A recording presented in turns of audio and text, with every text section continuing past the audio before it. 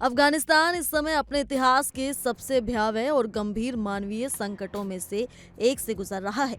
देश की करोड़ों की आबादी आज सिर्फ एक ही सवाल से जूझ रही है कि अगला खाना कहां से आएगा।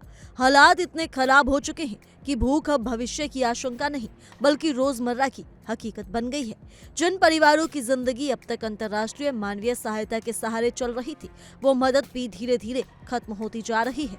इसका नतीजा ये है कि लाखों लोग हर दिन खाली पेट सोने को मजबूर हैं और बच्चों, महिलाओं व बुजुर्गों की स्थिति सबसे ज्यादा चिंताजनक होती जा रही है। एक रिपोर्ट के अनुसार साल 2025 में अफगानिस्तान की करीब 2 करोड़ 29 लाख आबादी को किसी न किसी रूप में मानवीय सहायता की जरूरत पड़ी है।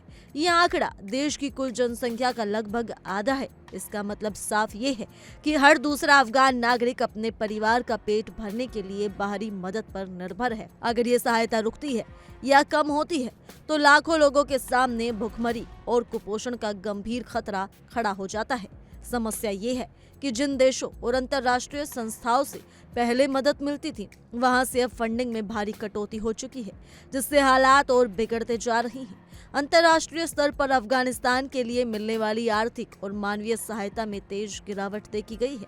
अमेरिका समेत कई पश्चिमी देशों ने अफगानिस्तान के लिए दी जाने वाली मदद को काफी हद तक कम कर दिया है। इसका सीधा असर उन संगठनों पर पड़ा है जो जमीनी स्तर पर लोगों तक भोजन, दवाइयां और राहत सामग्री पहुंचाते थे। वर्ल्ड फूड प्रोग्राम जैसे बड़े संगठन भी अब सीमित संसाधनों के साथ काम करने को मजबूर हैं। जरूरतमंद लोगों की संख्या लगातार बढ़ रही है, लेकिन सहायता का दायरा दिन ब दिन सिमटता जा रहा है, जिससे संकट और गहरा होता जा रहा है। संयुक्त राष्ट्र के खाद्य कार्यक्रम ने चेतावनी दी है कि मौजूदा सर्दी के मौसम में करीब 1 करोड़ 70 लाख अफगान गंभीर भूख का सामना कर रहे हैं। ये संख्या पिछले साल की तुलना में करीब 30 लाख अधिक है। सर्दी की भीषण ठंड, बढ़ती बेरोजगारी और महंगाई ने लोगों की परेशानियों को कई गुना बढ़ा दिया है। जिन लोगों के पास काम नहीं है, उनके लिए न सिर्फ भोजन बल्कि ईंधन का इंतजाम करना भी बेहद मुश्किल हो गया है। ठंड से बचने के लिए लकड़ी, अन्य ईंधन खरीदना कई परिवारों के बस से बाहर होता जा रहा है। अफगानिस्तान पहले से ही कमजोर और चरमराती अर्थव्यवस्था से जूझ रहा है। ऊपर से लगातार सूखा, भूकंप और अन्य प्राकृतिक आपदाओं ने ग्रामीण इलाकों की हालात और बदतर कर दी है।